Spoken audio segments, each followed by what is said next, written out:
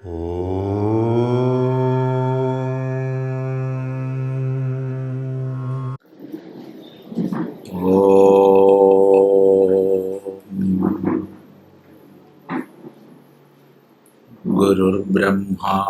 गुरुर्विष्णु गुरुर्देवो महेश्वरः गुरुसाक्षात् परं ब्रह्म तस्मै श्री गुरवे नमः। ॐ सदाशिवसमारम्भां शङ्कराचार्यमध्यमाम् अस्मदाचार्यपर्यन्तां वन्दे गुरुपरम्पराम्।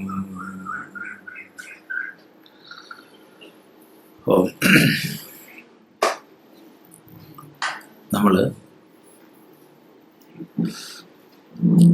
സാധനാ പഞ്ചകം അഥവാ ഉപദേശ പഞ്ചരത്നം, സോപാന പഞ്ചകം എന്നൊക്കെ പേരുള്ള ലഘു വേദാന്ത കൃതിയാണ് ശ്രദ്ധിക്കുന്നത്.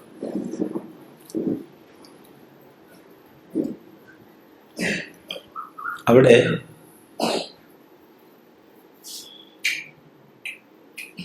മുമുക്ഷുവായ സാധകൻ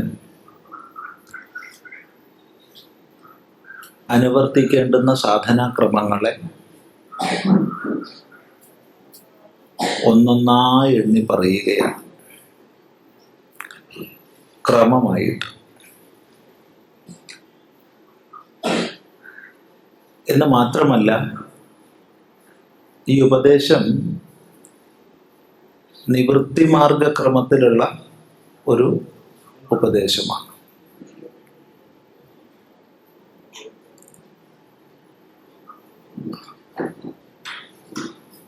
അനുക്രമമായി നിത്യവും സ്വാധ്യായം ചെയ്യാൻ ഉപദേശിച്ചുകൊണ്ട് ആരംഭിച്ചു. നിത്യവും വേദം പഠിക്കപ്പെടട്ടെ, അതിൽ പറയപ്പെട്ട കർമ്മങ്ങളെ നല്ലപോലെ അനുഷ്ഠിച്ചാലും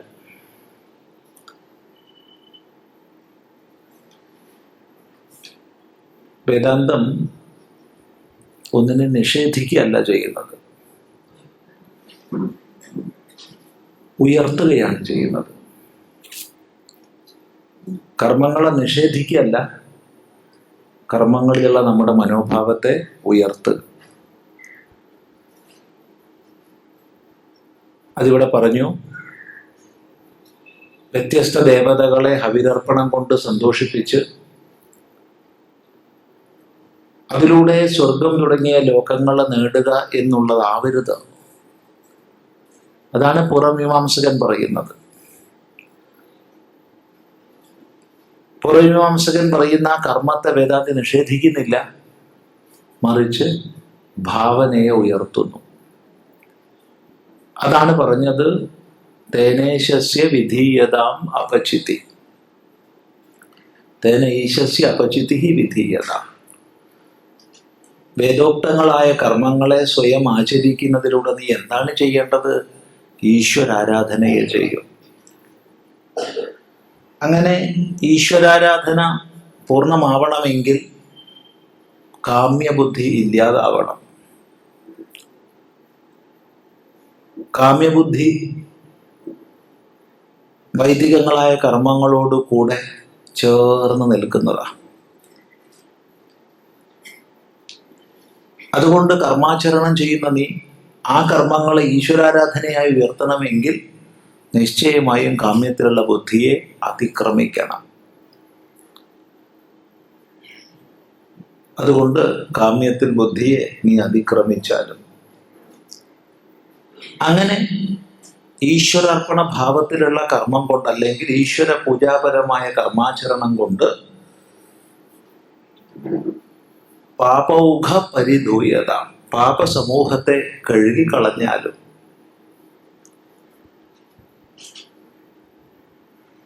നമ്മൾ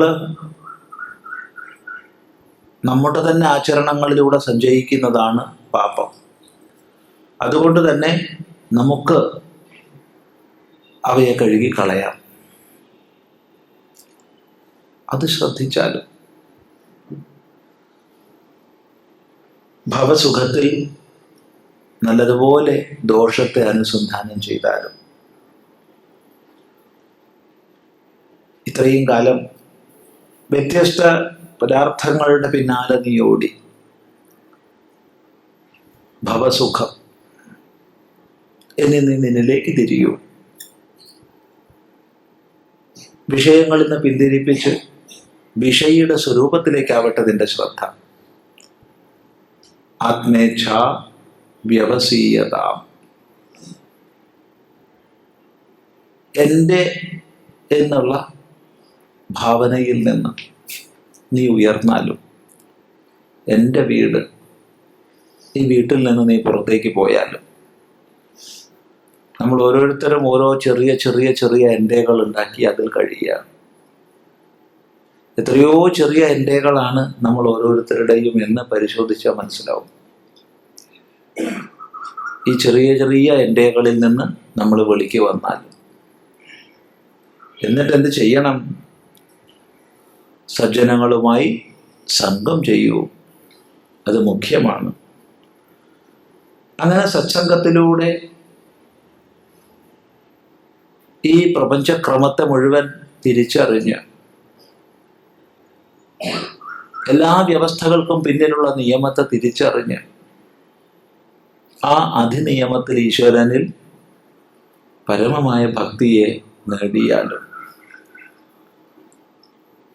പിന്നെ ശമം, ദമം തുടങ്ങിയ സാധനകളെ നല്ലതുപോലെ ശീലിച്ചാലും, അങ്ങനെ ശമദമങ്ങളെയൊക്കെ നല്ലതുപോലെ ശീലിച്ച് കർമ്മങ്ങളെ, വിഹിത കർമ്മങ്ങളെ സന്യസിച്ചാലും, നിഷിദ്ധകർമ്മത്തെ സന്യസിക്കാനല്ല പറയുന്നത്. നിഷിദ്ധകർമ്മം കർമ്മമല്ല, വികർമ്മമാണ്. വിഹിത കർമ്മങ്ങളെ തന്നെ വിധിപ്രകാരം സന്യസിച്ചാൽ. എന്നിട്ടെന്ത് ചെയ്യണം? സദ്വിദ്വാനെ പ്രാപിക്കുക, ഗുരുനാഥനെ പ്രാപിക്കുക. ദിവസവും അവിടുത്തെ പാദസേവ ചെയ്യുക. അങ്ങനെ ഗുരുപാദ സേവ കൊണ്ട് കൂടുതൽ കൂടുതൽ ചിത്തശുദ്ധിയും ഏകാഗ്രതയും വളർത്തി തത്വസാക്ഷാത്കാരമാകുന്ന ഏക ലക്ഷ്യം ദൃഢമാക്കി അങ്ങനെ പരമമായ ബ്രഹ്മോപദേശത്തെ അഭ്യർത്ഥിച്ചാൽ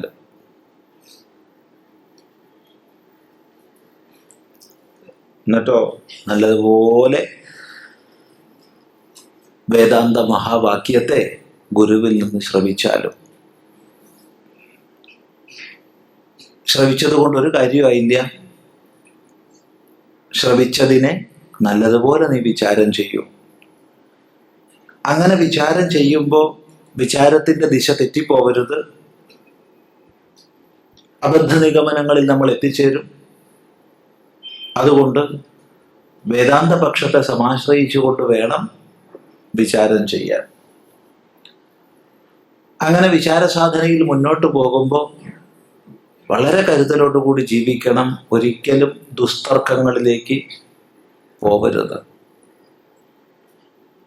പഠിച്ചു തുടങ്ങുന്ന സാധനാക്രമത്തിൽ മുന്നോട്ട് പോകുന്ന അവസ്ഥയിൽ വരാവുന്ന ഏറ്റവും വലിയ വീഴ്ചയാണ് നമ്മൾ മറ്റുള്ളവരുമായി വാദപ്രതിവാദങ്ങളിലും തർക്കങ്ങളിലൊക്കെ പോവുക എന്നുള്ളത്. അതുകൊണ്ട് ദുസ്തർക്കത്തിൽ നിന്ന് പിന്തിരിയൂ.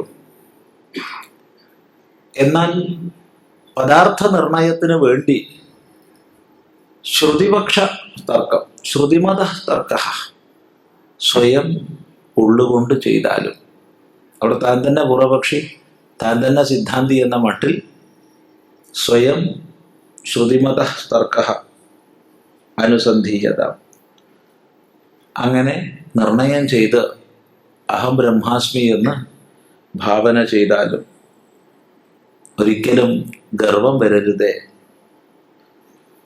ദേഹം തന്നെ ഞാനെന്നുള്ള ബുദ്ധിയെ നീ വിചാരം കൊണ്ട് അതിക്രമിക്കൂ. അങ്ങനെ സാധനാ മാർഗത്തിൽ കൂടുതൽ സൂക്ഷ്മതലത്തിൽ പ്രവേശിക്കുമ്പോൾ ശ്രദ്ധിക്കുക, വിദ്വജ്ജനങ്ങളുമായി ഒരിക്കലും വാദത്തിന് പോവരുത്. ബുദ്ധജനൈഹി വാദ പരിത്യജ്യത. അങ്ങനെ ശ്രവണം ചെയ്തു, മനനം ചെയ്തു, നല്ല സാധനാനിഷ്ഠയോടുകൂടി കഴിയുമ്പോൾ വിശപ്പ് ഒരു രോഗമാണെന്നറിഞ്ഞ് അതിനെ ചികിത്സിക്കണം. അതിന് പ്രതിദിനം ഭിക്ഷയാകുന്ന ഔഷധം കഴിക്കണം. അല്ലെങ്കിൽ വിശപ്പ്, രോഗം തുടങ്ങിയവയെ ചികിത്സിക്കണം. ഭിക്ഷാന്നവും ഔഷധവും സേവിക്കണം. ഒരിക്കലും സ്വാദ്വന്നം യാചിക്കാനിട വരരുതേ. വിധിവശാൽ എന്ത് വന്നു ചേർന്നോ അതിൽ സന്തോഷത്തോടു കൂടി കഴിയൂ. അഥവാ വിധിവശാൽ സ്വാദ്വന്നം കിട്ടിയാൽ ഇപ്പം എന്താ അതിൽ വിശേഷിച്ച് സന്തോഷിക്കാനുള്ളേ? അതുകൊണ്ട് വിശേഷിച്ച് സന്തോഷിക്കാനൊന്നും പോണ്ട. ശീതമുഷ്ണം, സുഖം ദുഃഖം, മാനം അപമാനം തുടങ്ങി ജീവിതത്തിൽ എപ്പോഴും ദ്വന്ദ്വങ്ങൾ ഉണ്ടാവും. ഈ ദ്വന്ദ്വങ്ങളെ നല്ലതുപോലെ സഹിച്ചാലും വെറുതെ ഒരു വാക്കും പറയാൻ പോകരുത്. വർത്തമാനം പറഞ്ഞ്, വേണ്ടാത്ത വർത്തമാനം പറഞ്ഞ് സ്വയം ക്ഷയിക്കരുത്. ഔദാസീന്യം ആശ്രയിക്കും. ഒരു പക്ഷവും ഭജിക്കാൻ പോണ്ട. ഏതെങ്കിലും പക്ഷത്തെ കയറി പിടിക്കുകയാണെങ്കിൽ എപ്പോഴും രണ്ട് പക്ഷക്കാർ നമ്മുടെ അടുത്തേക്ക് വരും. ഒരു പക്ഷവും പിടിക്കേണ്ട. എല്ലാ പക്ഷങ്ങളിൽ നിന്നും ഉയർന്നു നീ കഴിഞ്ഞാലും ജനങ്ങളിലുള്ള കൃപാനൈഷ്ഠുര്യ ഭാവങ്ങളെ ഉപേക്ഷിച്ചാലും. ഇത്രയും ഭാഗമാണ് നമ്മൾ കഴിഞ്ഞ ദിവസങ്ങളിൽ ശ്രദ്ധിച്ചത്. നോക്കൂ. വേദോ നിത്യമധീയതാം തദുദിതം കർമ്മസ്വനുഷ്ഠീയതാം തേനേശസ്യ വിധീയതാം അപചിതി കാമ്യേ മതിസ്ത്യജ്യതാം പാപൗഘപരിധൂയതാം ഭവസുഖേ ദോഷോനുസന്ധീയതാം ആത്മേച്ഛാവ്യവസീയതാം നിജഗൃഹാത് തൂർണം വിനിർഗമ്യതാം സംഗത്സത്സു വിധീയതാം ഭഗവതോ ഭക്തിർദൃഢാധീയതാം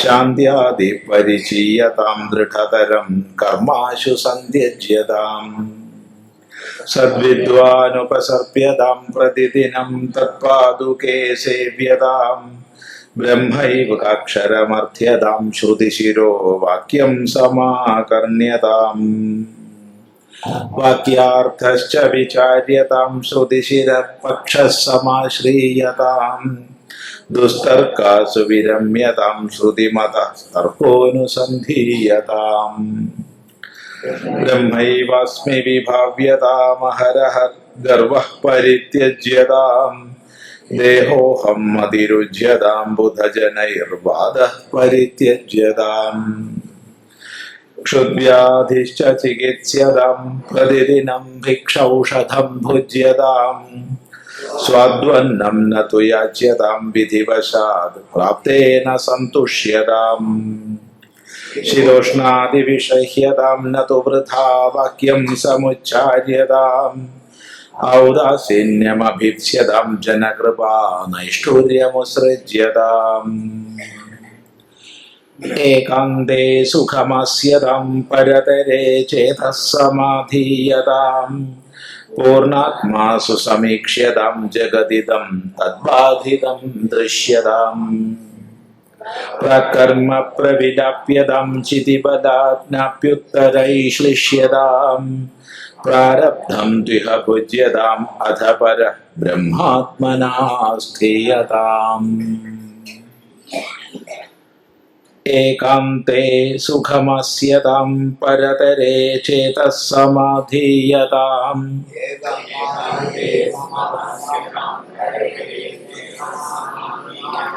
പൂർണ്ണാത്മാസു സമീക്ഷ്യതാം ജഗദിദം തദ്ബാധിതം ദൃശ്യതാം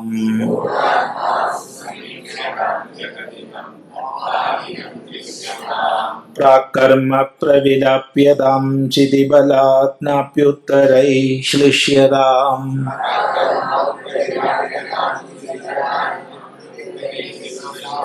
പ്രാരബ്ധം തിഹ ഭുജ്യതാം അധ പരഃ ബ്രഹ്മാത്മനാ സ്ഥീയതാം.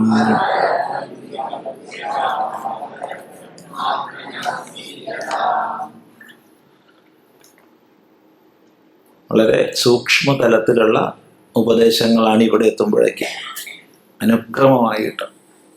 ഏകാന്തേ സുഖമാസ്യത.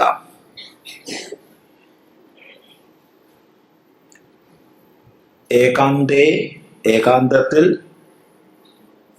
സുഖമായിട്ട് ഇരുന്നാലും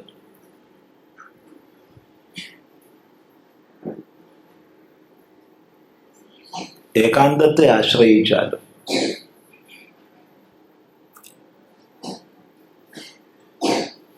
മഹാവാക്യാർത്ഥ വിചാരം,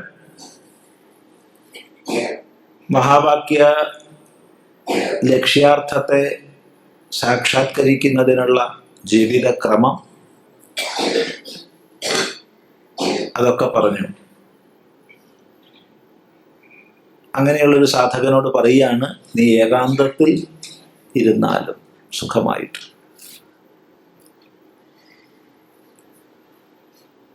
ജനസമ്പാദത്തിൽ നിന്നൊക്കെ വിട്ടുമാറി തീർത്തും വിവിധ വിഷയങ്ങളുടെ യാതൊരു വിഭ്രാമകമായ സാഹചര്യങ്ങളുമില്ലാത്ത ഏകാന്ത ദേശങ്ങളെ സ്വയം സേവിച്ചാലും ഇത് മുഖ്യമാണ്. ഒരു സിദ്ധനെ സംബന്ധിച്ച് ഏത് ബഹളത്തിലും അവൻ ഏകാന്തത്തിലായിരിക്കാം. ഏത് ബഹളത്തിന്റെ നടുക്കും ഒരു സിദ്ധൻ തൻ്റെ ഏകാന്ത സ്വരൂപത്തിൽ തന്നെ ആയിരിക്കും. പക്ഷേ അത് പറഞ്ഞതുകൊണ്ട് സാധകന് പ്രയോജനമില്ല. സിദ്ധന്റെ സഹജാവസ്ഥ സാധകന് അനുകരിക്കാൻ വയ്യ. സാധകനെ സംബന്ധിച്ച് ഏകാന്ത സേവ തുടങ്ങിയവ മുഖ്യമാണ്.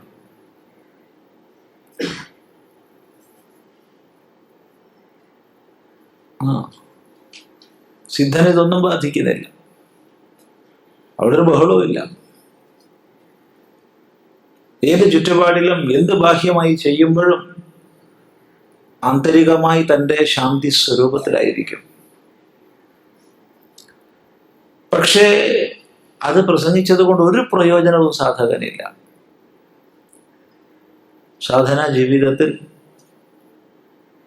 വിചാരഘട്ടത്തിൽ ഏകാന്തം ദേശം മുഖ്യമാണ്, വളരെ പ്രധാനമാണ്.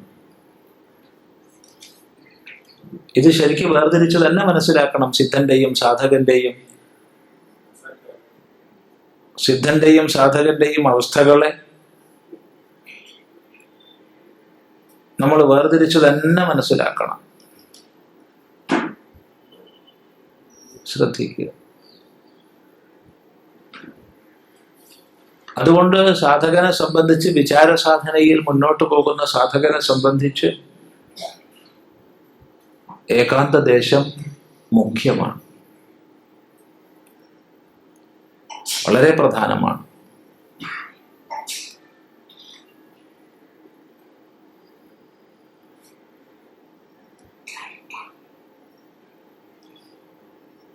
ഏകാന്തദേശം എന്ന് പറയുമ്പോൾ കേവലം അവിടെ ദേശം ഏകാന്തായതുകൊണ്ട് കാര്യമില്ല. ഏകാന്ത ദേശത്തിലാണ്. പക്ഷെ ആ ഏകാന്തത തനിക്ക് അനുഭവിക്കാൻ കഴിയില്ലെങ്കിൽ, തനിക്ക് നിലനിർത്താൻ കഴിയില്ലെങ്കിൽ, ഏത് ഏകാന്ത ദേശത്തിലാണെങ്കിലും അത് സാധകന് പ്രയോജനം ചെയ്യില്ല. അതുകൊണ്ട് ഈ ഏകാന്തത്തെ നേടണമെങ്കിൽ താൻ സുഖമായിട്ടിരിക്കുക തന്നെ വേണം.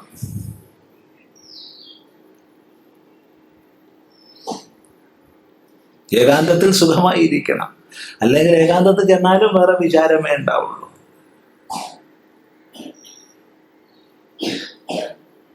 ആ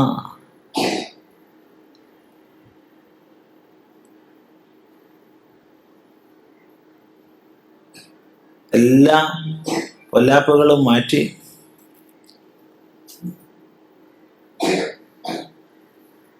ഈ വ്യവഹാരം ഒന്നും എനിക്ക് വേണ്ട എന്ന് നിശ്ചയിച്ച് കാട്ടിൽ പോയി. കാട്ടിൽ ചെന്നപ്പോ ചിന്ത എന്താ? ഇപ്പൊ എന്താവും വീട്ടിലത്തെ സ്ഥിതി? ഭാര്യ എന്താ എടുക്കണമെന്നാവോ? എൻ്റെ ശേഷിച്ച ധനം കൂടി ഭൃത്യന്മാര് നശിപ്പിച്ചിട്ടുണ്ടാവുമോ? ദേവീമാഹാത്മ്യത്തിൽ സുരഥന്റെയും സമാധിയുടെയും ചരിത്രം പറഞ്ഞുകൊണ്ട് ആരംഭിക്കുന്നത് ശ്രദ്ധിക്കുക. വലിയ രാജാവ്, ചക്രവർത്തി എന്ന് പറയണ്ട, വലിയ രാജാവ്, ശത്രു രാജാവിനാൽ ആക്രമിക്കപ്പെട്ടു,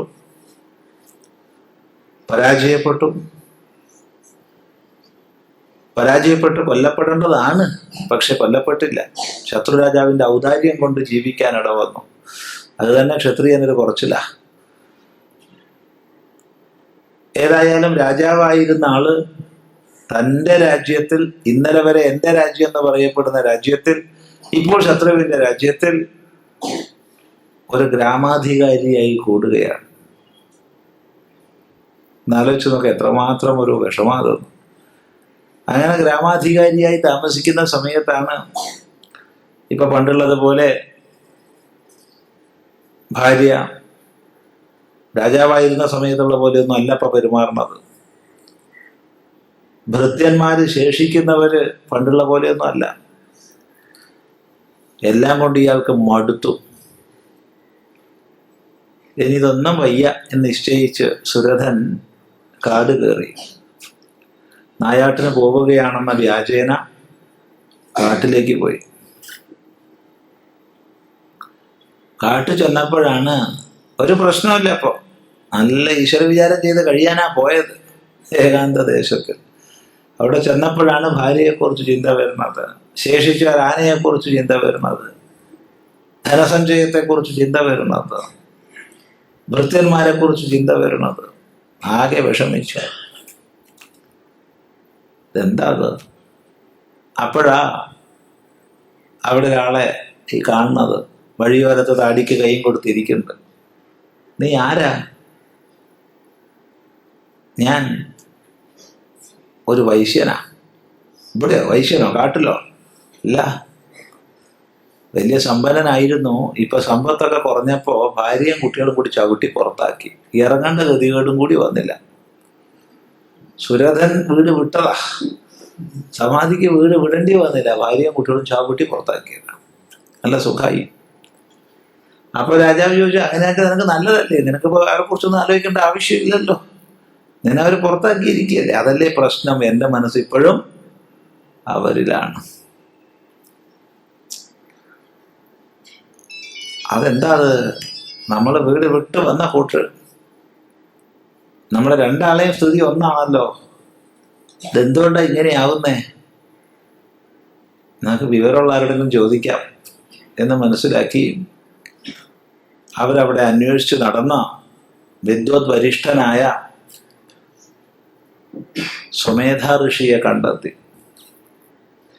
സുമേധ ഋഷിയോട് തങ്ങളുടെ ഈ ക്ലേശങ്ങളെ കുറിച്ച് പറഞ്ഞപ്പോ മഹർഷി പറഞ്ഞു, ഇതൊക്കെ മഹാമായയുടെ കളിയാണ്, ഇതെല്ലാം മഹാമായയുടെ കളിയാണ് എന്ന് പറഞ്ഞിട്ട് മഹാമായയുടെ ചരിത്രങ്ങൾ വിസ്തരിച്ചു കൊടുക്കുക.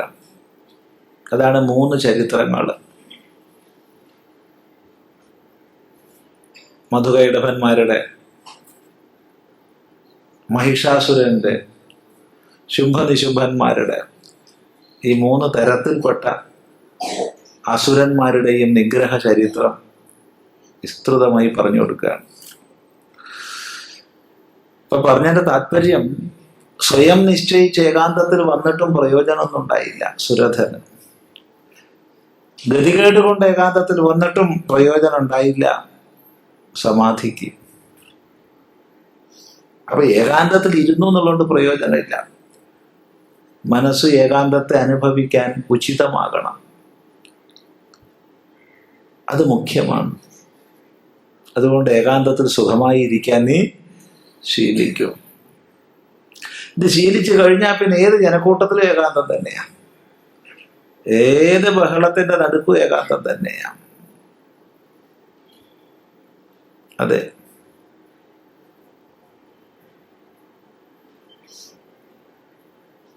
മുഖം ഒരുവിധം ഭാവങ്ങൾ എടുത്ത് കാണിക്കുന്നതാണ്. ഒരുവിധമൊക്കെ വരും. രണ്ടറ്റത്തുള്ളവരെ മുഖം കണ്ടാൽ മനസ്സിലാവുന്നില്ല കേട്ടോ. ഏറ്റവും വലിയ മഹാപുരുഷന്മാരുടേതും ഏറ്റവും പേരും കള്ളന്മാരുടേതും മുഖം കണ്ട എളുപ്പം മനസ്സിലായിക്കൊള്ളണമെന്നില്ല. അതല്ലാതെ ഒരു സാമാന്യ സമൂഹത്തിലൊക്കെ തന്നെ മുഖം നോക്കിയാൽ ഏകദേശമൊക്കെ നമുക്ക് മനസ്സിന്റെ സ്ഥിതിഗതികൾ മനസ്സിലാവും. അതെ, ഇതൊരു സംശയമില്ല. ഇതെന്തിനാ ഇപ്പൊ ഒരു ബന്ധമില്ലാത്ത വിഷയം പറഞ്ഞേ എന്ന് ചോദിച്ചാൽ, ഇപ്പൊ പറഞ്ഞതിട്ടൊരു ബന്ധമില്ലല്ലോ ഈ പറഞ്ഞതിന് എന്നാണെങ്കിൽ ബന്ധിപ്പിക്കാം. ഒരു മഹാത്മാവിനെ കണ്ടത് ഓർമ്മിക്കുകയാണ്. നമ്മൾ പലപ്പോഴും ഓർമ്മിക്കാറുണ്ട് ഈ സംഭവം. ദില്ലി റെയിൽവേ സ്റ്റേഷന്റെ മധ്യത്തിൽ 7ാമത്തെ 8ാമത്തെ പ്ലാറ്റ്ഫോമിലാണ് ബഹളം. എത്ര പ്ലാറ്റ്ഫോമാണ്? വണ്ടി വരുന്നു, പോകുന്നു, യാത്രക്കാരിറങ്ങുന്നു, ബഹളം. കടലക്കാര്, കച്ചവടക്കാര്, ചായക്കാര്, ഇന്നതെന്നില്ല. ഈ ബഹളത്തിന്റെ മധ്യത്തില് പ്ലാറ്റ്ഫോമില് ഒരു സിമന്റ് ബെഞ്ചില് ഒരു മഹാപുരുഷൻ ഇരിക്കുന്നുണ്ട്. അദ്ദേഹത്തിന്റെ മുഖം കണ്ടാൽ ഏതോ ഏകാന്ത ദേശത്ത് ഗിരിഗുഹയിൽ തപോനിഷ്ഠനായിരിക്കുന്ന ഭാവത്തിലാണ്. അതെ, ഇതൊന്നും അദ്ദേഹത്തെ ബാധിക്കുന്നില്ല.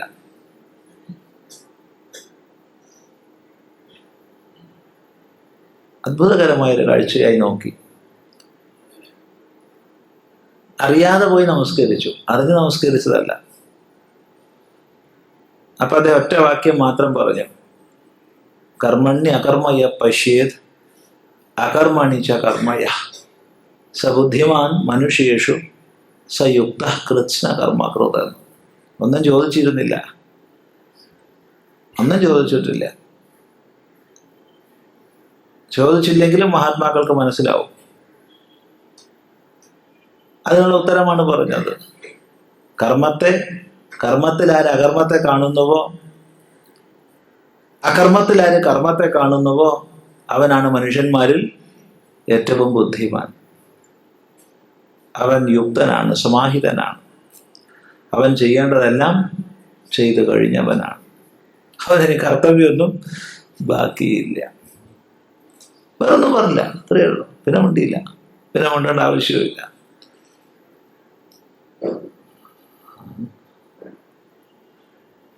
ഇതൊരു സംഭവം. അപ്പോ ഈ ഏകാന്തം എന്ന് പറഞ്ഞാൽ എന്താന്നുള്ളത് വിചാരം ചെയ്യാനാണ് പറഞ്ഞത്. ഏകാന്തേ സുഖമാസ്യതാം. എന്നിട്ടോ ഏകാന്തത്തിൽ പോയിട്ട് എന്താ ചെയ്യേണ്ടത്? പരതരേ ചേതഃ സമാധീയതാം. പരതരേ,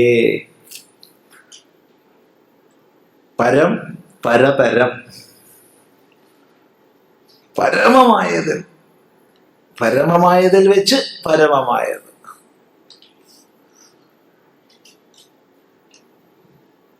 പരാത്പരം പുരുഷയം പുരുഷമീക്ഷതേ. പരമായതിനും ഉപരിയുള്ള പുരുഷനെ, പരമാത്മതത്വത്തെ സാക്ഷാത്കരിക്കുന്നു എന്ന് ഉപനിഷത്ത് പ്രഖ്യാപിക്കുന്നത് ഓർമ്മിക്കുക. ആ പരമാത്മതത്വത്തിൽ പരതരേ ചേതഃ സമാധീയതാം. നിന്റെ ചേതസ്സിനെ, ബുദ്ധിയെ സമാധാനിപ്പിക്കൂ, സമാധിയെ പ്രാപിപ്പിക്കൂ, ഉറപ്പിക്കൂ. അതിനാണ് ഏകാന്തത്തിൽ വസിക്കുന്നത്. അല്ല ഏകാന്തത്തിൽ ഇരുന്നിട്ട് വേറെ നാട്ടുകാര്യങ്ങൾ ആലോചിക്കാനല്ല. അതെ, ഏകാന്തത്തിൽ നീ ഇരുന്നു.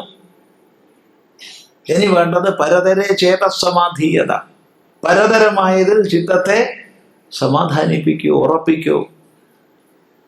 ഇതര വിപരീത വൃത്തികൾ ഉദിക്കാതെ. ഇതര വിപരീത വൃത്തികൾ ഉദിക്കാതെ എന്ന് പറഞ്ഞതിൽ അടിച്ചമർത്തലാവരുത്. മറിച്ച് നിരന്തരമായ മനനം കൊണ്ട്, ഏകധാരയായിട്ടുള്ള വിചാരം കൊണ്ട്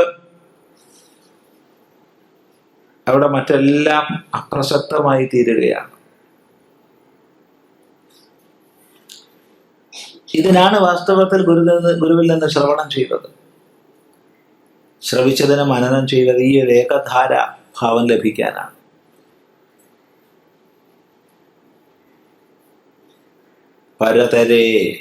പരതരമായതിൽ ചിത്തത്തെ സമാധാനിപ്പിക്കൂ, ഉറപ്പിക്കൂ.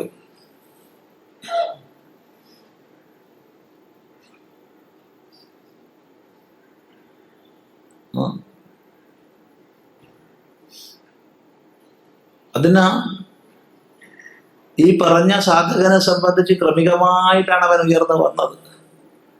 അതുകൊണ്ട് ഇവിടെ ഏറെ വ്യാഖ്യാനിക്കേണ്ട ആവശ്യമില്ല.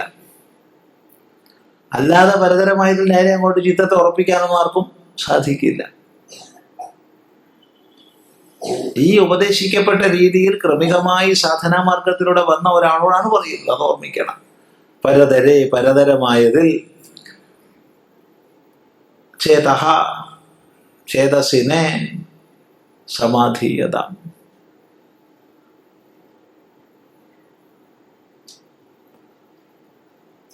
പരം എന്താ? പരമായത് സമഷ്ടിയാണ്, ഈശ്വരനാണ്.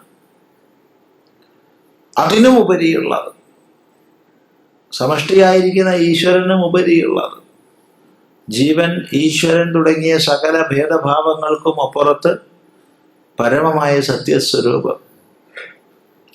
ഈ സത്യസ്വരൂപത്തിൽ അന്ധകരണത്തെ ഉറപ്പിച്ചാലും, അഹം ബ്രഹ്മാസ്മി എന്ന് നേരത്തെ പറഞ്ഞു, ആ പരമമായ ബ്രഹ്മതത്വത്തിൽ അന്ധകരണത്തെ നീ ഉറപ്പിക്കൂ.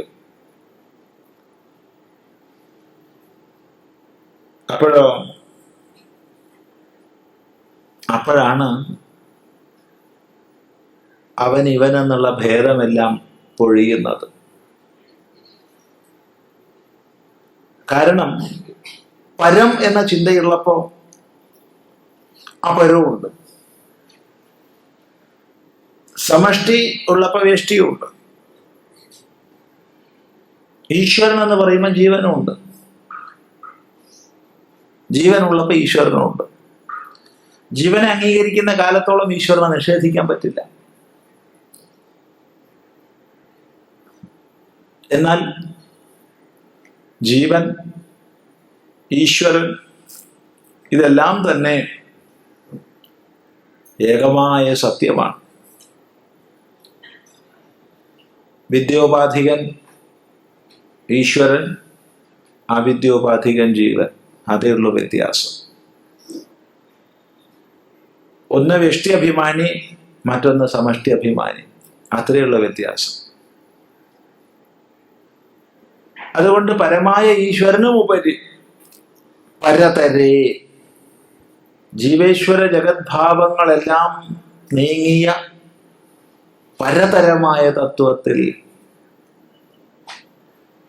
അതാണ് ഉപനിഷത്ത് പറയുന്നത് പരാത് പരം. പരനിൽ നിന്നും പരമായ.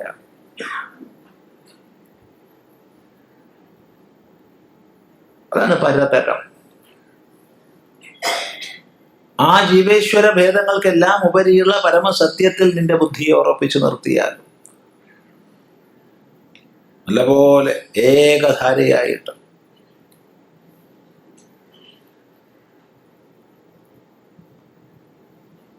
അപ്പൊ ചോദ്യം, ജീവൻ, ഈശ്വരൻ തുടങ്ങിയ ഭേദങ്ങൾ അവിടെ അസ്തമിച്ചുല്ലോ. അതെ, അവിടെ ഭേദങ്ങളെല്ലാം പോയി. സകല ഭേദങ്ങൾക്കും ഉപരി അഭേദമാണ്. അഭേദം പൂർണ്ണമാണ്. എപ്പോൾ ജീവൻ ഈശ്വരൻ എന്ന ഭേദകൽപ്പനകളുണ്ടോ അത്രയും കാലം പൂർണ്ണമല്ല, അപൂർണമാണ്. ഇവിടെ പരതരമായതിൽ ബുദ്ധി ഉറച്ചു എന്ന് പറഞ്ഞാൽ പൂർണ്ണമാണ്. അതാണ് പറയുന്നത് പൂർണ്ണാത്മാസു സമീക്ഷ്യതാം.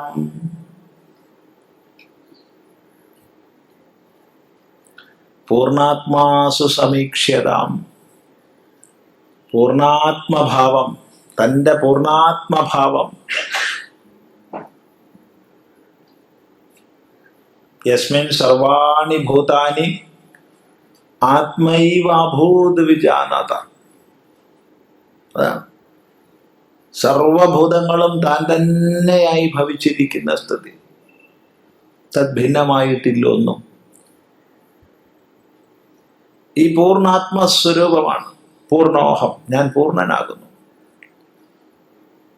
ദേശം കൊണ്ടോ കാലം കൊണ്ടോ വസ്തു കൊണ്ടോ ഒരു പരിമിതിയും എന്നിലില്ല. ഇത്രയും കാലം അവിദ്യാദൃഷ്ടി കൊണ്ട് ഞാൻ എന്നിൽ പല പരിമിതികളെയും കണ്ടു. അതത് പരിമിതികളിൽ അഭിമാനിച്ചു. അതുകൊണ്ട് സുഖിച്ചുകൊട്ട് ദുഃഖിച്ചുകൊട്ട്. അതുകൊണ്ട് മാത്രമാണ് എനിക്ക് മാനാപമാനങ്ങൾ ഉണ്ടായത്. ഇപ്പോൾ ഞാൻ എൻ്റെ അപരിമിത സ്വരൂപത്തെ ഇത് അറിയുന്നു. പൂർണ്ണാത്മാസു സമീക്ഷ്യതാം.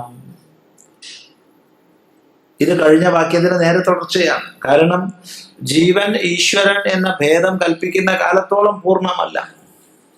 ഭഗവാനെ നീ പൂർണ്ണനാണേ, നീ അപൂർണനായവനെ രക്ഷിക്കണേ എന്ന് പറയുമ്പോൾ ഭഗവാൻ പൂർണ്ണനല്ല. എന്തുകൊണ്ട്? പൂർണ്ണനിൽ നിന്ന് ഭിന്നമായിട്ടൊരു അപൂർണനായ ഞാൻ ഉണ്ടെങ്കിൽ അവൻ എങ്ങനെ പൂർണ്ണനാവും?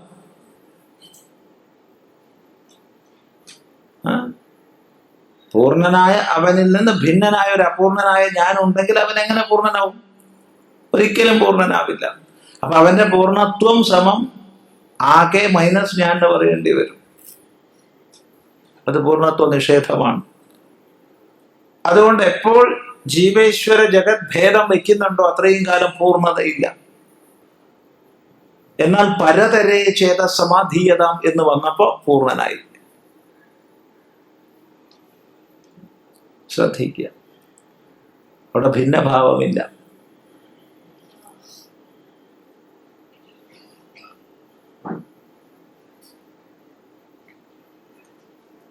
വേദാന്തത്തിന്റെ സുസൂക്ഷ്മമായ തലങ്ങളാണ് നമ്മളിപ്പോൾ ചിന്തിച്ചുകൊണ്ടിരിക്കുന്നത്. ശ്രദ്ധിക്കുക, ഒട്ടും സ്ഥൂല തലമല്ല. വേണ്ട പോലെ ദഹിക്കണം, ഇല്ലെങ്കിൽ തീരെ ശ്രവിക്കരുത്. എന്തായാലും കുഴപ്പമില്ല, അതെ, ഇല്ലെങ്കിൽ പ്രശ്നമാണ്.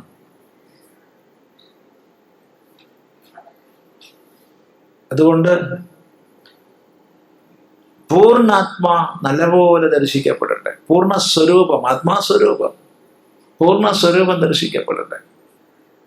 അവിടെ ജീവൻ ഈശ്വരൻ എന്ന ഭേദമില്ല. ശ്രദ്ധിക്കുക, സർവം ഖലു ഇദം ബ്രഹ്മ, സർവം ഹേതത് ബ്രഹ്മ എന്നുള്ള പരമമായ ആത്മബോധമാണ്, പൂർണ്ണബോധമാണ്. ശരി, അപ്പോൾ വിചാര സാധനയുടെ അതിസൂക്ഷ്മ തലത്തിൽ കഴിയുന്ന സാധനാഘട്ടത്തിലും, അതിസൂക്ഷ്മ സാധനാഘട്ടമാണെങ്കിലും ചിലപ്പോൾ ജഗദ്ഭാനം ഉണ്ടായിക്കൂടുന്നില്ല. വിചാര സാധനയിൽ മുന്നോട്ട് പോകുന്ന സാധകന്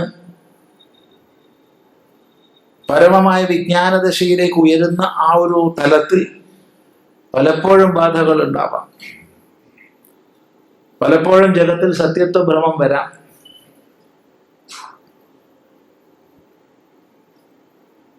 അങ്ങനെയുള്ള ഘട്ടങ്ങൾ ദീർഘിക്കുകയും ചെയ്യാം.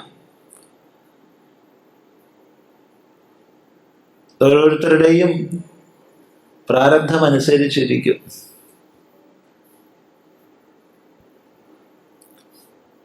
അങ്ങനെ ഉയർന്ന വിചാരതലത്തിൽ ഇതെല്ലാം ഗുരുവിൽ നിന്ന് ശ്രവിച്ച് വിചാരം ചെയ്ത് ഈ ജീവിതനിഷ്ഠ പുലർത്തി പരം സത്യത്തെ ദർശിക്കാനുള്ള ഒരു അവസ്ഥാവിശേഷം എത്തിയിട്ടുണ്ട്. എങ്കിൽ തന്നെയും ജഗത്ത് അനുഭവിക്കപ്പെടുന്നല്ലോ.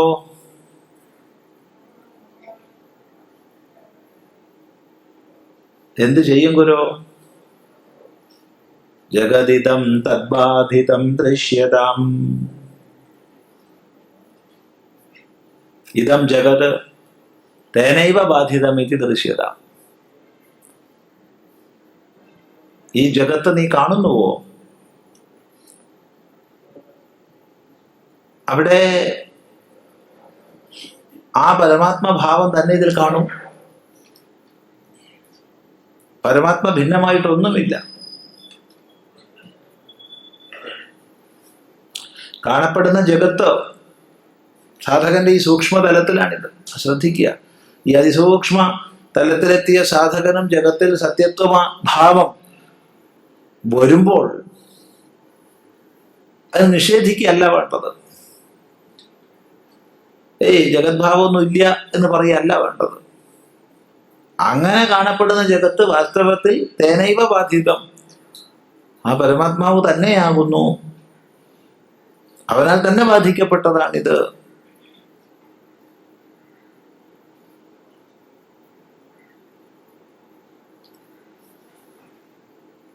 ഉള്ളതെല്ലാം ഒരു ഉണ്മ തന്നെ, ഒരു ഉണ്മയുടെ പ്രകാശനമാണെല്ലാം, തദ്ഭിന്നമായിട്ടൊന്നുമില്ല. ഇത് ഭാവന ചെയ്യും. അത് അവിരുദ്ധ ഗ്രഹണമാണ്, അവിരുദ്ധ ജ്ഞാനമാണ്. നേരെ മറിച്ച് അയ്യോ ഇതൊരു സാധനയ്ക്ക് വിരുദ്ധമായി പോയല്ലോ എന്നൊരു സംസ്കാരം നമ്മൾ ഒരിക്കലും വളർത്തരുത്. എൻ്റെ വിചാര സാധനയിൽ നിന്ന് ഭിന്നമായൊരു സംസ്കാരം വന്നു പോയല്ലോ എന്ന് നമ്മൾ മറ്റൊരു സംസ്കാരത്തെ വളർത്തരുത്. മറിച്ച് ജഗത്തിൽ സത്യത്വ ബുദ്ധിയുണ്ട്, സന്തോഷമാവട്ടെ, അത് ഭിന്നമല്ലല്ലോ, അത് തന്നെയാണല്ലോ.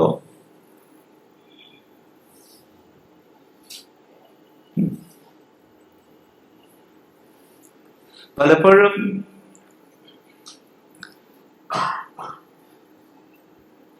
സൂക്ഷ്മമായിരിക്കുന്ന സാധന വിഷയങ്ങളെ വാക്കുകൊണ്ട് പറയുമ്പോൾ പല പരിമിതികളും ഉണ്ടാവും. അപ്പൊ വിജ്ഞാനിയെ സംബന്ധിച്ച് സദ്ഭാവത്തെ അല്ലെങ്കിൽ സദ്ബുദ്ധിയിൽ കഴിയുന്ന വിജ്ഞാനിയെ സംബന്ധിച്ച് ചിലപ്പോൾ നമ്മൾ ആചാര്യന്മാരും ശാസ്ത്രവും പറയും, ചിലപ്പോൾ പ്രപഞ്ച വിസ്മൃതി ഉണ്ടാവണം, അല്ലെങ്കിൽ പ്രപഞ്ച വിസ്മൃതി പര്യന്തം സാധന ചെയ്യണം എന്നുള്ളത്. പ്രപഞ്ച വിസ്മൃതി എന്ന് പറഞ്ഞാൽ വിസ്മൃതി എന്നുള്ള അർത്ഥം എടുക്കരുത്. പ്രപഞ്ചം സത്യമാണ്, അല്ലെങ്കിൽ സദ്ഭിന്നമായിട്ട് പ്രപഞ്ചം ഉണ്ടെന്നുള്ള സ്മൃതി ഇല്ലാണ്ടാവും, അത്രയേ ഉള്ളൂ. അല്ലാതെ വിസ്മൃതമായി പോയതുകൊണ്ടൊരു കാര്യമില്ല.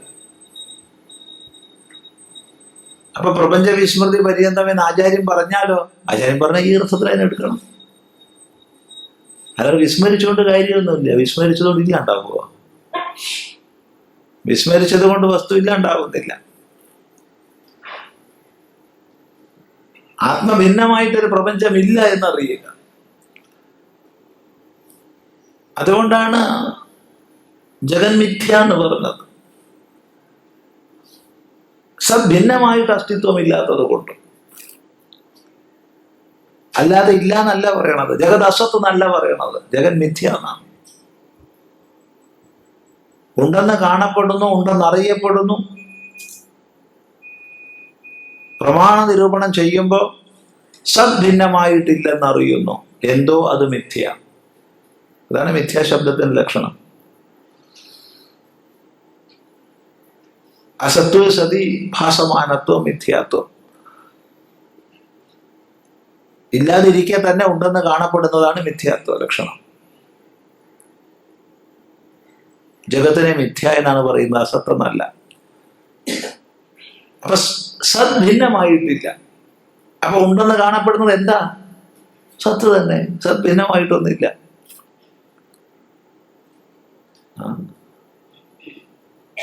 ഇങ്ങനെ ആലോചിക്കൂ. അപ്പൊ ഒന്നും വിരുദ്ധാവുന്നില്ല. ഒന്നും വിരുദ്ധാവുന്നില്ല.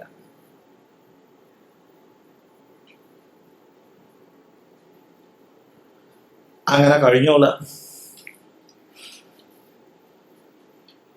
അങ്ങനെ സദ്ഭാവത്തിൽ അല്ലെങ്കിൽ സദ്ഭാവനയിൽ അചഞ്ചലമായി കഴിയുമ്പോൾ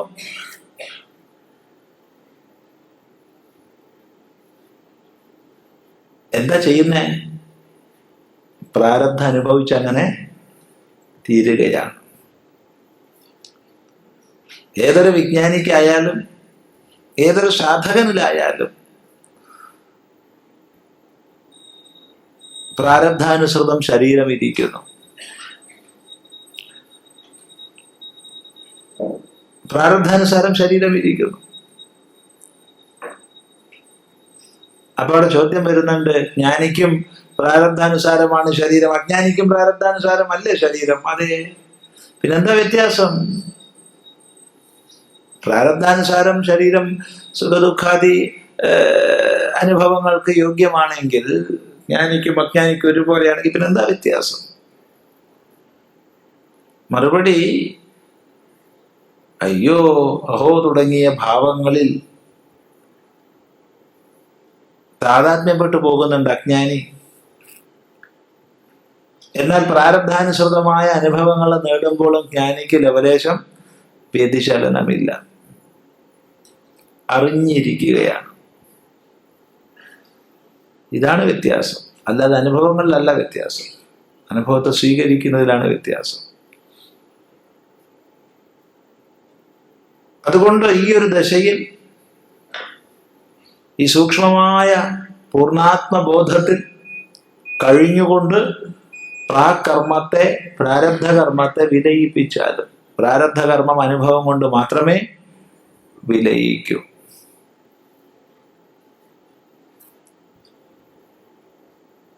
അതെ, പ്രാകർമ്മ പ്രവിലാപ്യതാം. പ്രാകർമ്മത്തെ വിലയിപ്പിച്ചാലും, മുമ്പുള്ള പ്രാകർമ്മം മുമ്പേ ആരംഭിച്ച കർമ്മം പ്രാരബ്ധകർമ്മം വിലയിപ്പിക്കുക. ശാന്തമായ അനുഭവത്തിലൂടെ വിലയിപ്പിക്കുക. എന്നാൽ അവിടെ ശ്രദ്ധിക്കണം, ചിതിബലാത് നാപ്യുത്തരൈശ്ലിഷ്യതാം. ചിതിബലാത് ബുദ്ധിബലം കൊണ്ട്, ജ്ഞാനബലം കൊണ്ട്, ആത്മനിഷ്ഠ കൊണ്ട്, ശാസ്ത്രാചാര്യ ഉപദേശത്തിൽ നിന്ന് ലഭിച്ച ബോധബലം കൊണ്ട് നാപ്യുത്തരൈഹി ശ്ലിഷ്യതാം. ഉത്തരൈഹി കർമ്മഭിഹി ന ശ്ലിഷ്യതാം. പുതിയ പുതിയ കർമ്മങ്ങളെ ആശ്ലേഷിക്കാതിരിക്കൂ. സ്വയം കെട്ടി വരിഞ്ഞു വെക്കുന്ന വിവിധ കർമ്മങ്ങളെ വലിച്ചു വെക്കാതിരിക്കൂ.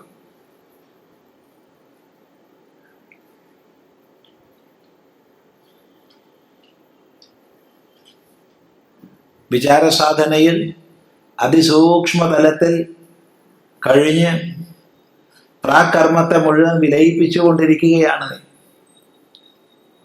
അതുകൊണ്ട് എന്ത് വേണം? പുതിയ ഓരോന്നിനെ കെട്ടിവലിച്ച് വർദ്ധിപ്പിക്കാതിരിക്കൂ. ചിതിബലാത്.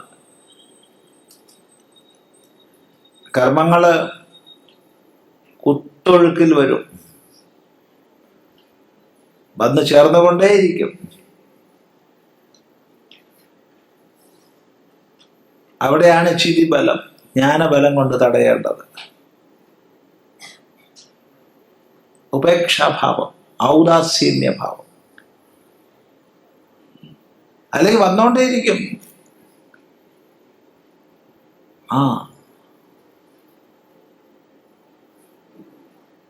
പുതിയ പുതിയ പുതിയ ഓരോ കെട്ടുപാടുകൾ വന്നുകൊണ്ടേയിരിക്കും. ഓരോ കർമാചരണത്തിൽ ഉത്തരവാദിത്തങ്ങൾ വന്നുകൊണ്ടേയിരിക്കും.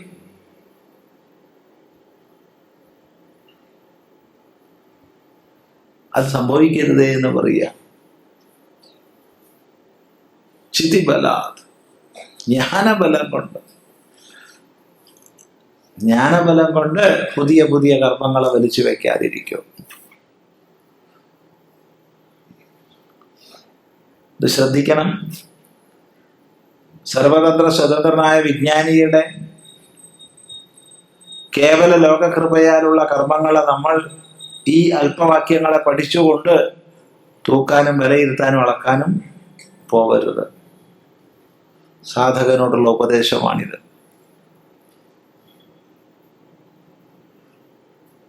വളരെ ശ്രദ്ധിക്കണം. ആശയം വ്യക്തമാണല്ലോ പറഞ്ഞത്.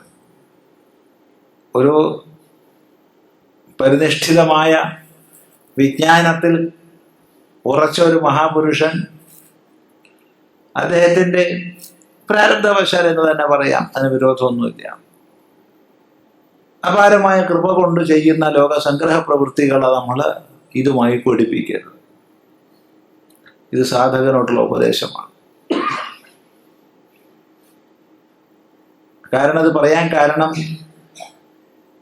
പലപ്പോഴും വേദാന്ത ശാസ്ത്രങ്ങൾ പഠിക്കുന്ന വിദ്യാർത്ഥികൾക്ക് ഇതൊക്കെ തൻ്റെ പരമമായ നിശ്രേയസത്തിലേക്കുള്ള വഴികാട്ടികളാണ് എന്നതിന് പകരം ബൗദ്ധികമായുള്ള ചില അറിവുകൾ സജ്ജയിച്ചു വെച്ച് മറ്റുള്ളവരെ തൂക്കാനും പിടിക്കാനുള്ള ഉപാധികളാക്കി മാറ്റാറുണ്ട്. ഇതങ്ങനെ ശാസ്ത്രത്തിൽ പറഞ്ഞിട്ടില്ലേ, എന്നിട്ടെന്താ അതങ്ങനെ, എന്നിട്ടെന്താ ഇത് ഞാൻ ഇടയാ, ഇതിനെ നോക്കാനല്ല ശാസ്ത്രം, നിന്നെ നോക്കാനാണ്. അത് ശ്രദ്ധിക്കുക. അതുകൊണ്ട് സാധകനോട് ഉപദേശിക്കുക, ക്ഷിതിബല ജ്ഞാപ്യുത്തരൈഹി ശുശ്യത. അപ്പൊ എന്തുണ്ടാവും? ജ്ഞാനബലം കൊണ്ട് ആരംഭിച്ച കർമ്മത്തെ അനുഭവിച്ചു തീർക്കുന്നു. ക്ഷിതിബലം കൊണ്ട്, ജ്ഞാനബലം കൊണ്ട് പുതിയതിനെ വലിച്ചു കെട്ടി വെക്കുന്നുമില്ല. അപ്പൊ എന്തുണ്ടാവും? അനുദിനം പ്രാരബ്ധം ക്ഷയിച്ചു വരും. പ്രാരബ്ധം തിഹ ഭുജ്യതാം. ഇഹ, ഈ ലോകത്തിൽ, പ്രാരബ്ധം, പ്രാരബ്ധത്തെ, ഭുജ്യതാം, ഭുജിച്ചാലും അനുഭവിച്ചാലും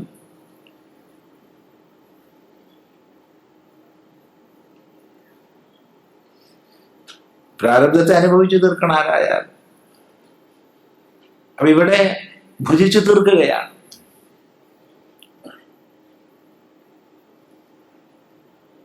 ജ്ഞാനബലം കൊണ്ട്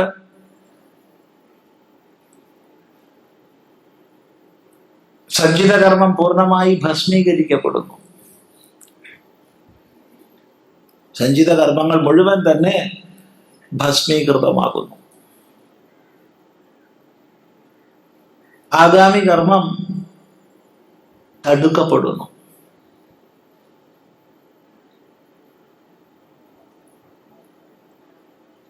ആഗാമി കർമ്മം ജ്ഞാനബലത്താൽ തടുക്കപ്പെടുന്നു. കാരണം ശരീരത്തിൽ ഞാനെന്ന ഭാവമുള്ള കാലത്തോളമാണ് ആഗാമി കർമ്മം വന്നു ചേരുന്നത്. അത് തടുക്കപ്പെട്ടു.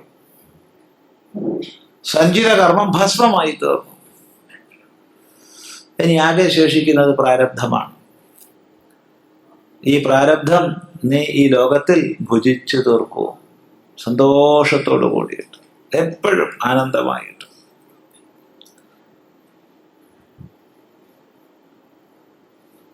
വാസ്തവത്തിൽ ഈയൊരു പൂർണ്ണാത്മാ സുസമീക്ഷ്യത, ജഗതിതം തദ്ബാധിതം ദൃശ്യത എന്ന് പറയുമ്പോഴത്തേക്ക് ഒരു ജീവൻ മുക്തന്റെ അവസ്ഥയാണ് അവിടെ.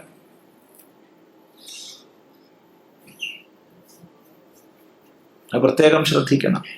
പൂർണ്ണാത്മാ സുസമീക്ഷ്യതാം ജഗതിതം തദ്ബാധിതം ദൃശ്യതാം എന്നുള്ളത് വാസ്തവത്തിലൊരു ജീവൻ മുക്തന്റെ സ്ഥിതിയാണ്, ജീവൻ മുക്തന്റെ അവസ്ഥയാണ്.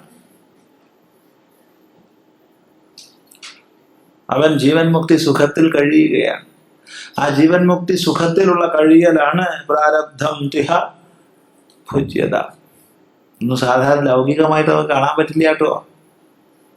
ഈ വാക്യങ്ങളൊന്നും ഒരു സാമാന്യ തലത്തിൽ പഠിക്കേണ്ട വാക്യങ്ങളല്ല.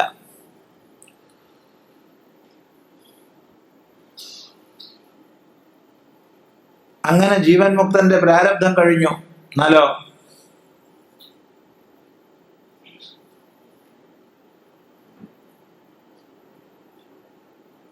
യഥാ പാദോദരത്വജാ വിനിർമുച്യതേ, എപ്രകാരമാണോ സർപ്പം തൻ്റെ പഴയ തൊലിയെ ഊരി അങ്ങോട്ട് വെക്കുന്നത്, അത്രയേ ഉള്ളൂ. അതുപോലെ വിദ്വാൻ ജീവൻ മുക്തൻ വിദേഹമുക്തനാവുന്നു. അതിൽ കവിഞ്ഞൊന്നുമില്ല.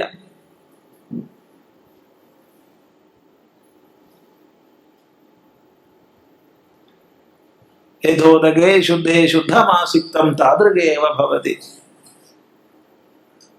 ഗൗതമ, പരിശുദ്ധമായ ജലത്തിൽ പരിശുദ്ധമായ ജലം ഒഴിച്ചാൽ എന്താ ഉണ്ടാവണത്? ഒന്നും ഉണ്ടാവില്ല. പാത്രത്തിൽ ഉണ്ടായിരുന്ന പരിമിത ബുദ്ധി പോയി, എത്രയേ ഉള്ളൂ. പാത്രസംബന്ധിയായി ഉണ്ടായിരുന്ന പരിമിത ബുദ്ധി പോയി, അല്ലെങ്കിൽ പരിമിതത്വം പോയി. അതുപോലെ ഇവിടെ ജീവൻ മുക്തൻ പ്രാരബ്ധക്ഷയത്തിൽ ദേഹപാതം, അതെന്ത് പറഞ്ഞാലും കൊള്ളാം. ഓരോരുത്തർ ഓരോ പേര് പറയും. അങ്ങനെയൊന്നുമില്ല. അതുകൊണ്ടാണ് നേരത്തെ പാമ്പിന്റെ തൊലി ഊരുന്ന പോലെ എന്ന് പറഞ്ഞു. അഥ പരബ്രഹ്മാത്മനാസ്ഥീയതാം,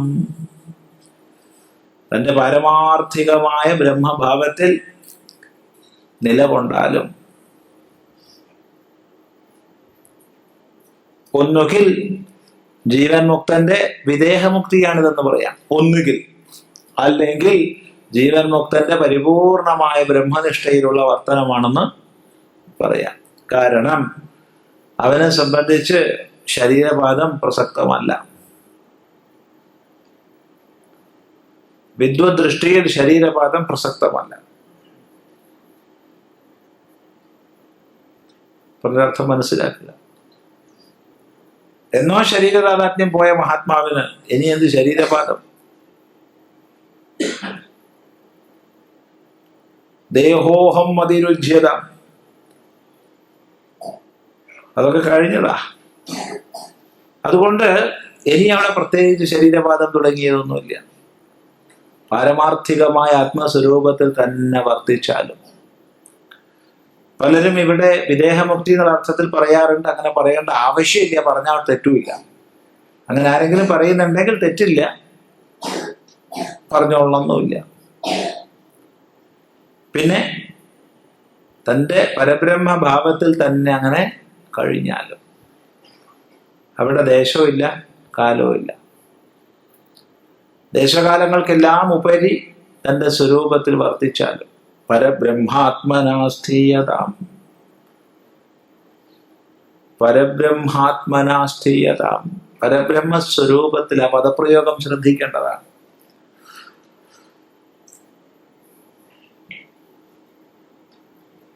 ആത്മജ്ഞാനം എന്നല്ല പറഞ്ഞത്, ആത്മഭാവം എന്നല്ല പറഞ്ഞത്, പരബ്രഹ്മാത്മഭാവം. സച്ചിദാനന്ദ സ്വരൂപമായ ബ്രഹ്മം തന്നെയാകുന്നു സച്ചിദാനന്ദ സ്വരൂപനായ ഞാൻ. ഇല്ല ഭേദം,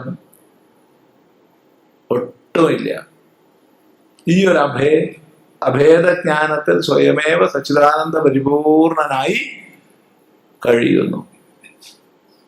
അവന് ലോകവും ഇല്ല, ദേശവും ഇല്ല, കാലവും ഇല്ല. ഈ ദേശകാലങ്ങൾക്കെല്ലാം അപ്പുറത്ത് തൻ്റെ സ്വരൂപനിഷ്ഠയിൽ കഴിയുന്നു. അങ്ങനെ അങ്ങ് ഇരുന്നാലും, അങ്ങനെ കഴിഞ്ഞാലും. ഇതിൽ പരം എന്താ പറയാനുള്ളേ? ഒന്നും പറയാനില്ല. ചിന്തിക്കുക, ഇതിൽ പരമൊന്നും പറയാനില്ല.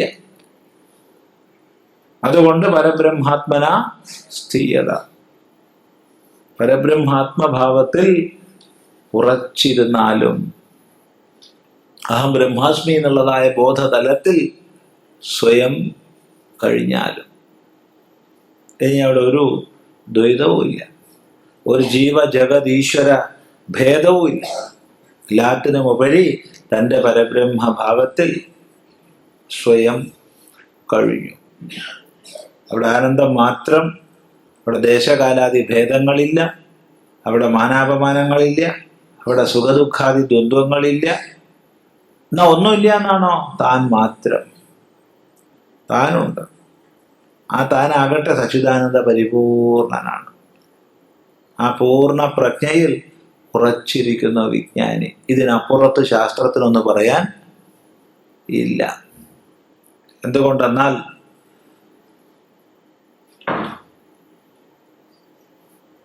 അവിടെ ശാസ്ത്രം, ചർച്ചകൾ, ശ്രവണ മനനാദി മേഖലകൾ, അനുസന്ധാന പ്രകാരങ്ങൾ എല്ലാം പരമമായ അനുഭവതലം വരെയുള്ളൂ. പിന്നൊന്നുമില്ല. അവിടെ എല്ലാം കൊഴിഞ്ഞുപോയി. അതുകൊണ്ട് അഹം ബ്രഹ്മാസ്മി എന്നുള്ള ഈ ബോധ സാക്ഷാത്കാരത്തിൽ മറ്റൊന്നില്ല.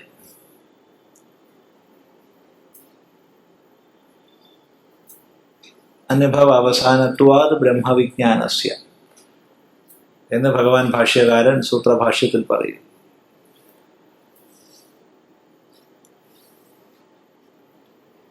ബ്രഹ്മവിജ്ഞാനത്തിന്റെ പരിസമാപ്തി സ്വാനുഭവത്തിലാണ്.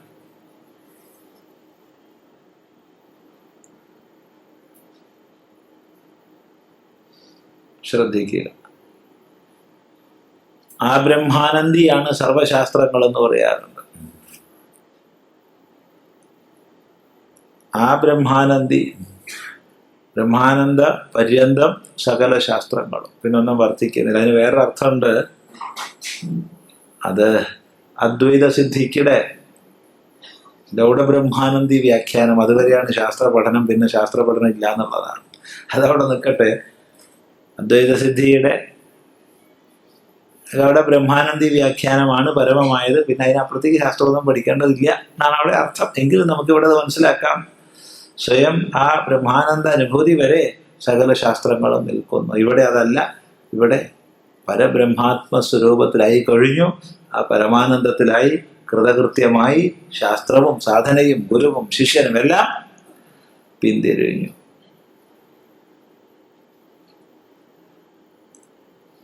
ഈ ആത്മമഹിമയിൽ സ്വയം വിജയിച്ചാലും ഇനി ഒന്നും പറയാനില്ല. അതുകൊണ്ട് അവിടെ ഈ പഞ്ചകം അവസാനിക്കുന്നു. നോക്കൂ. ഏകാന്തേ സുഖമാസ്യതാം പരതരേ ചേതസ്സമാധീയതാം പൂർണ്ണാത്മാസു സമീക്ഷ്യതാം ജഗതിദം തദ്ബാധിതം ദൃശ്യതാം പ്രാകർമ്മ പ്രവിലാപ്യതാം ചിതിബലാജ്ഞാപ്യുത്തരൈശ്ലിഷ്യതാം പ്രാരബ്ധം ത്രിഹ ഭുജ്യതാം അധ പര ബ്രഹ്മാത്മനാ സ്ഥീയതാം. ഇതാണ് ഉപദേശ പഞ്ചരത്നം അല്ലെങ്കിൽ സാധന പഞ്ചകം എന്ന കൃതി. ഇത്രയേ ഉള്ളൂ. ഇനിയില്ല, ഇനി ആവശ്യമില്ല. ഇവിടെ എല്ലാം ഒതുങ്ങി. എന്നാൽ ചില ഗ്രന്ഥങ്ങളിൽ, ചില പതിപ്പുകളിൽ ഒരു ശ്ലോകം അനുബന്ധം എന്നോണം കാണുന്നുണ്ട്. ഒരു ഫലശ്രുതി പോലെ.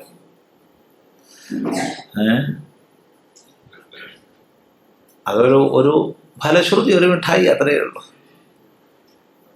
വാസ്തവത്തിൽ ഇത്രയേ ഉള്ളൂ. അഥ പരബ്രഹ്മാത്മനാ സ്ഥീയതാം, അവിടെ കഴിഞ്ഞു. അതുകൊണ്ട് അത്രയേ ഉള്ളൂ ഉപദേശ പഞ്ചരത്നം അല്ലെങ്കിൽ സാധന പഞ്ചകം. എങ്കിൽ തന്നെയും ചില പ്രതികളിൽ ഒരു ശ്ലോകം അധികം കാണുന്നുണ്ട്. മിക്കവാറും പ്രതികളിൽ ഇതില്ല. ചില പ്രതികളിലേ ഉള്ളൂ. ഏതായാലും ഇവിടെ പ്രിന്റ് ചെയ്ത് വിതരണം ചെയ്തതിൽ ആ ശ്ലോകം കാണുന്നുണ്ട്. അതുകൊണ്ടത് വായിക്കാം.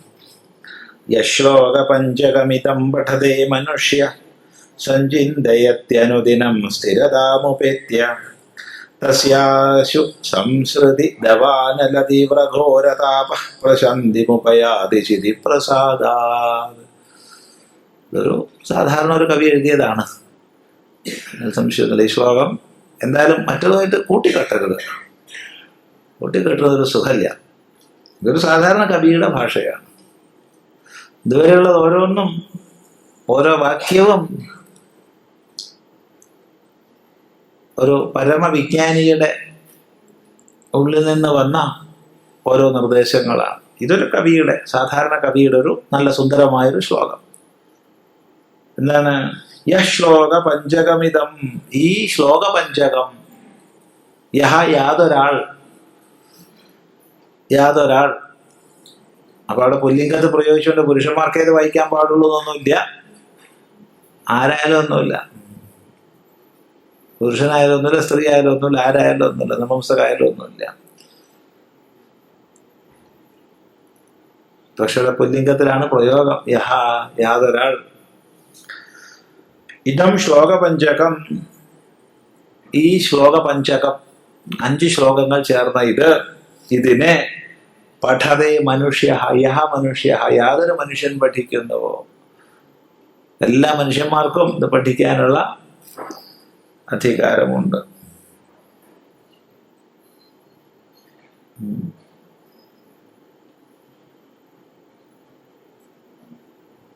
എല്ലാവർക്കും പഠിക്കാം. മനുഷ്യന്മാർക്കൊക്കെ അധികാരം, വേറൊരു അധികാരമൊന്നും കിട്ടേണ്ട ആവശ്യം ഇല്ല. മനുഷ്യമാത്രത്തിന് വേദാന്ത പഠനത്തിന് അധികാരമുണ്ട്. വെറുതെ വായിച്ചുകൊണ്ട് കാര്യമില്ല. സഞ്ചിന്തയതി, നല്ലതുപോലെ ചിന്തിക്കുന്നു, നല്ലതുപോലെ വിചാരം ചെയ്യുന്നു, പഠിക്കുന്നു, നല്ലതുപോലെ വിചാരം ചെയ്യുന്നു. അനുദിനം, ദിവസവും. അത് ശ്രദ്ധിക്കണം. ആസുപ്തേരാമൃതേ കാലം ഏത് വേദാന്ത ചിന്തയാ,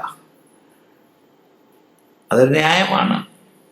ആസുപ്തേരാമൃതേ കാലം, ദിവസവും ഉറങ്ങുന്നത് വരെയും ജീവിതത്തിൽ മരിക്കുന്നത് വരെയും നയേത് കാലം, കാലത്തെ നയിക്കണം. എങ്ങനെ? വേദാന്ത ചിന്തയാ.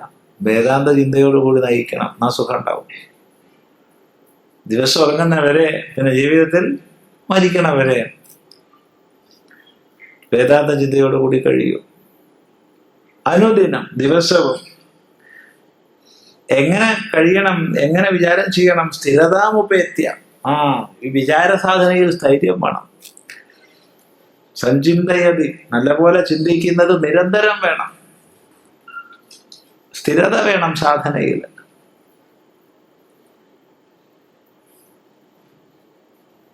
അത് മുഖ്യമാണ്. ഇതിപ്പോ നമ്മള് 4 ദിവസം ഒത്തുകൂടി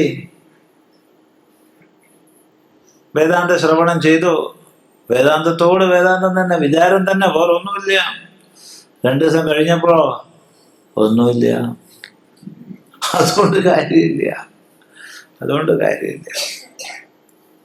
അനുദിനം, അതാണ് അനുദിനം, ദിവസവും സ്ഥിരതാമുപേത്യ, സ്ഥിരതയെ പ്രാപിച്ചിട്ട്, തസ്യ അവന് എന്താ ഫലം? ആശു, പെട്ടെന്ന് തന്നെ, ഒട്ടും താമസമില്ല. സംസൃതി ദേവാനല തീവ്രഘോര താപ, സംസാരമാകുന്ന ദവാനലൻ, കാട്ടുതീ, അതിൻ്റെ തീവ്രമായ ഘോരതാപം. കാട്ടുതീ കൂടാതെ ദവാനലൻ എന്നുള്ളതിന് സർവനാശം വരച്ചുകൊണ്ട് അവസാനം വരുന്ന അഗ്നി എന്നൊരു അർത്ഥം കൂടിയുണ്ട്. ദവാനലൻ. എന്നാലും നമുക്ക് കാട്ടുതീ നിർത്താൻ ഒരു സുഖ, മറ്റത് വെറുതെ കേട്ടിട്ട് പേടിക്കൊന്നും വേണ്ടല്ലായിരുന്നു. അപ്പൊ അതുകൊണ്ട് സംസാരമാകുന്ന കാട്ടുതീയുടെ തീവ്രഘോര താപം, സംസൃതി,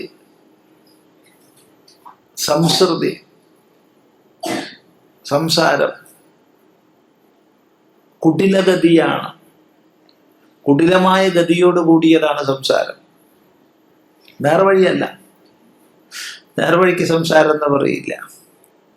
ശ്രീ കുടിലായാം ഗതൗ എന്നാണ് ധാതു. എല്ലാണ് സംസൃതി അല്ലെങ്കിൽ സംസാരം എന്നൊക്കെ ഉണ്ടാവുന്നത്. അപ്പൊ ജനിച്ചു മരിച്ചു പോകുന്ന കുടിലഗതി. അപ്പൊ ഈ കുടിലഗതിയാകുന്ന സംസാരത്തെ ഇവിടെ ദാവാനലിനായിട്ട് സങ്കല്പിച്ചു. ഇവിടെ കാട്ടുതീയാണത്. കാട്ടുതീ പോലെ അങ്ങനെ പടർന്ന് കത്തുന്നതാ. അതിന്റെ ഘോരമായ താപമുണ്ടല്ലോ. പ്രശാന്തി മുപയാതി, പ്രശാന്തിയെ പ്രാപിക്കുന്നു. ശമിച്ചു പോകുന്നു. എങ്ങനെ? ചിതിപ്രസാദാത്, ജ്ഞാനപ്രസാദാത്.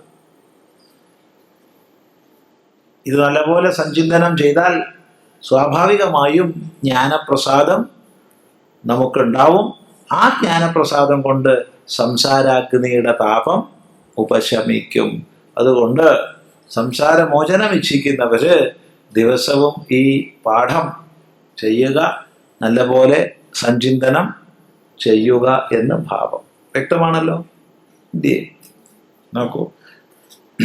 വേദോ നിത്യമധീയതാം തദുദിതം കർമ്മസ്വനുഷ്ഠീയതാം തേനേശസ്യ വിധീയതാമപചിതി കാമ്യേ മതിസ്ത്യജ്യതാം പാപൗഘ പരിധൂയതാം ഭവസുഖേ ദോഷോനുസന്ധീയതാം ആത്മേച്ഛാ വ്യവസീയതാം നിജഗൃഹാത് തൂർണം വിനിർഗമ്യതാം സംഗത്സത്സു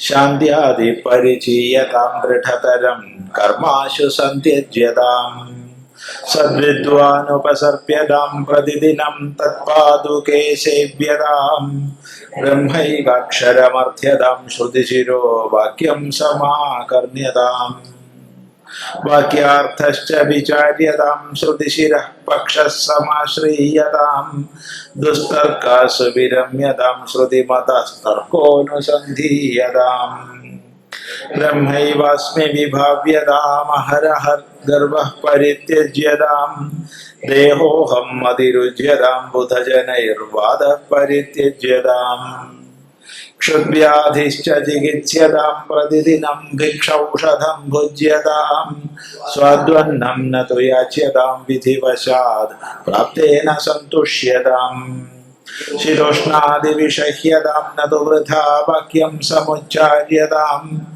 ഔദാസീന്യമഭീപ്സ്യതാം ജനകൃപാ നൈഷ്ഠുര്യമുസൃജ്യതാം ഏകാന്തേ സുഖമസ്യതാം പരതരേ ചേതഃ സമാധീയതാം പൂർണ്ണാത്മാസു സമീക്ഷ്യതാം ജഗദിദം തദ്ബാധിതം ദൃശ്യതാം പ്രകർമ്മ പ്രവിലപ്യതാം ചിതിബലാത് നാപ്യുത്തരൈശ്ലിഷ്യതാം പ്രാരബ്ധം ദിഹ ഭുജ്യതാം അധ പര ബ്രഹ്മാത്മനാ സ്ഥീയതാം. അതാണ് ഉപദേശ പഞ്ചരത്നം. ശ്രദ്ധയോടുകൂടി പഠിക്കുക.